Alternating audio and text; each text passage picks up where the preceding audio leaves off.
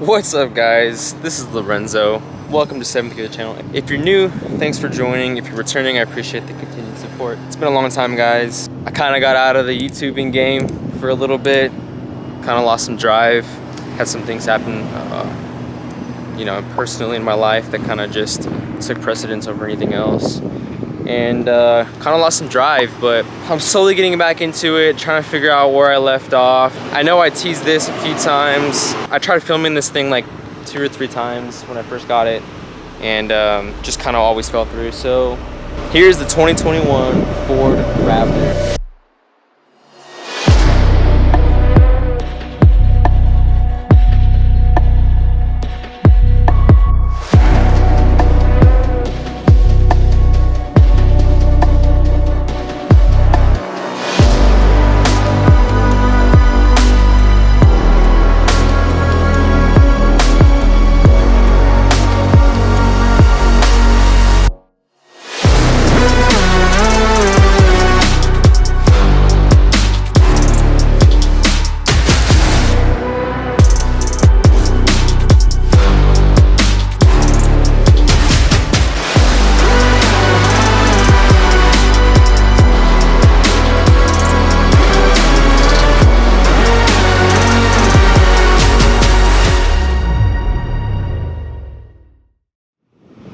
Obviously, it's not stock, as you can tell, but I just literally today put 2,000 miles on it, so I'm gonna give you my honest opinions on what I love about it, what I hate about it.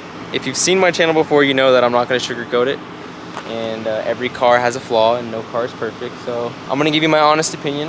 What I'll do right now is kind of run through kind of what I've done to it so far and some of my plans for it. So like I said, it has 2,000 miles on it. I actually washed it yesterday.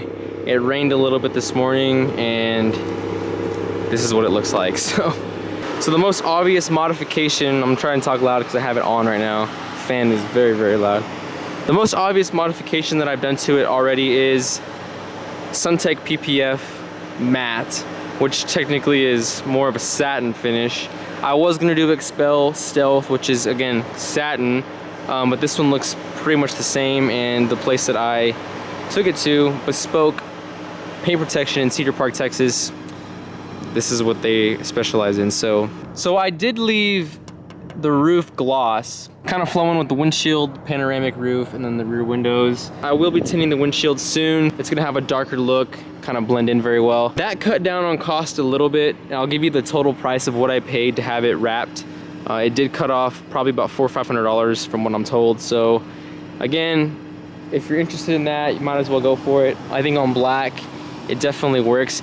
It's not super noticeable, only from like top, really, really high views, like on a ladder, like a 2nd-story building or whatever, but it definitely flows with the scheme that I'm going for. Actually, to back up, the first few mods I actually did before taking it to wrap, we're getting these painted gloss black. A lot of people think on Instagram that I painted these body color, which is agate black metallic, which by the way had way more metallic in it in person than I thought, and I don't even think I realized that it was black metallic.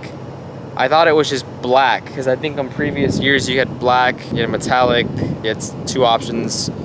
Anyways, that kind of throws a monkey wrench into another vehicle that I just ordered, because I thought the vehicle was gonna be non-metallic black. I ordered a non-metallic vehicle. Anyways, we'll get to that in a couple months. Back to this. So I had these done in gloss black and they came out pretty good. I was gonna do the bumpers body color, but I decided to leave them because I have ADD bumpers coming front and rear. I already have rigid light bars in my garage, but I'm waiting for the bumpers, and they're saying it's like a 12 to 14 week wait. So I had the fender flares and the rear cladding, which if you know Raptors, you know they come in this color.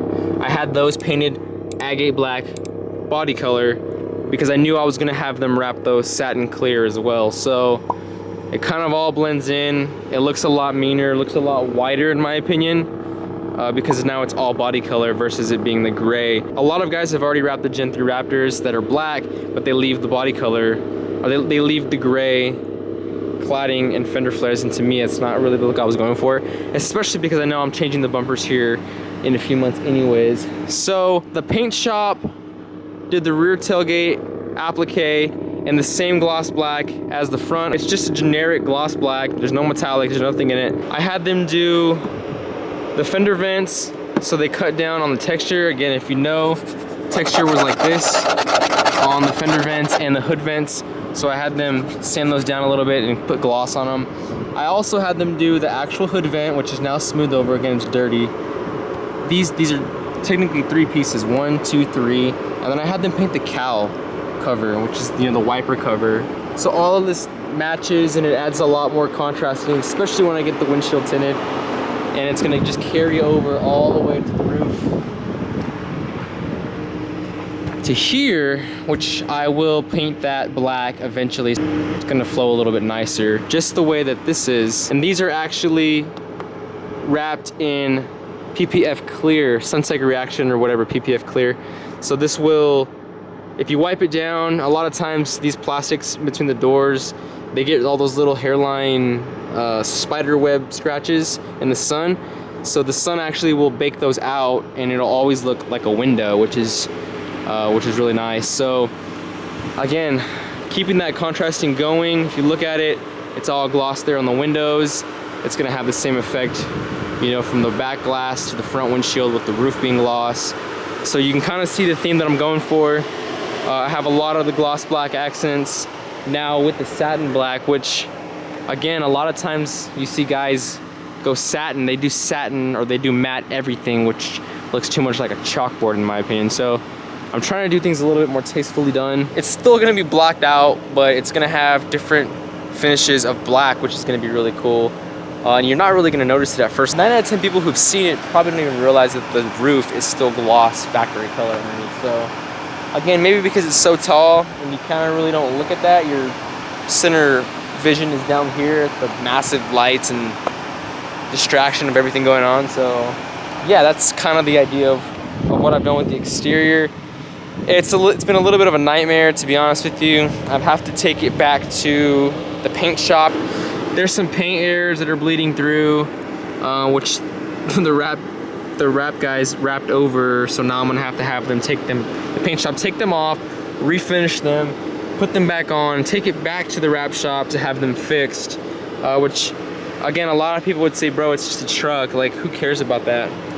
Well, I care about it. And there's a couple of little things here in the wrap, just from the corners, you know, that need to get retouched up. So overall, they did a great job. I mean, they tucked it in nice and tight back here, so you don't really see any gloss there. If you look hard enough, you're gonna see some imperfections and some creases and some lines, just because you're bound to. I mean, there's no possible way you're gonna completely change the whole thing without having some creases and some lines and some gaps. But for the most part, you don't notice anything. A lot of people think it's paint that I've talked to in public, and it really is. I mean, look at that, how sharp that body line is now. I mean, that's the biggest thing with black. If you've been following the channel long enough, you know that we had a black C8. I was gonna do a satin clear on the C8 for this main reason, because a lot of the lines on black vehicles, they get lost. And I mean, look how much dynamic and muscular and toned it is now, especially right there. To be honest, I have never really noticed how deep that is until being back here. You kind of see that difference in the light. So I love that about it. This truck is super muscular. It looks like a gorilla, especially with the 37 pack. You guys might hate me on the mods I have coming for suspension, wheels and tires. Like I said, I have some stuff coming in soon. So I'm pretty excited about the mods I have coming for this. So I know everyone's probably wondering what was the cost to get this done. So I'll break it down for you right now. To do all the paint work, it's costing me, they quoted me around $2,000. Originally the bumpers were just gonna go satin black, that way they could match the wrap, but I decided to take those off because I had just ordered 80D bumpers.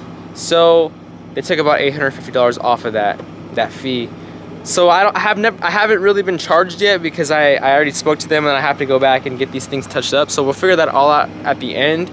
But it's around, I think it's like $1,800 probably for all the paint work.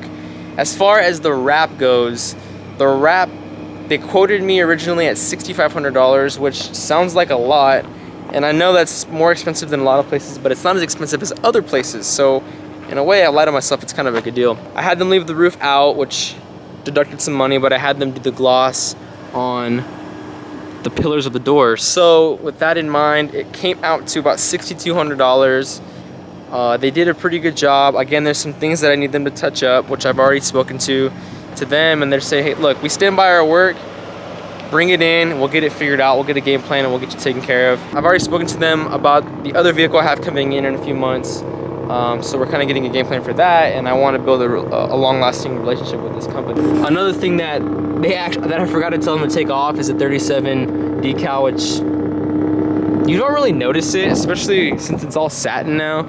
It's kind of just there. And I'm not the type of person that really thinks that makes a difference. Like, I don't care. Like, if somebody sees us driving down the road, they should know it's 37 pack just by how beefy it looks. And obviously, if you see the interior is blue, so it is what it is. So I'm probably gonna have them take that piece off when I take it back. If you know anything about Raptors, you know that the 21 37 packs come with the blue interior with the Recaros. If you're new to Raptors, I'll also inform you now.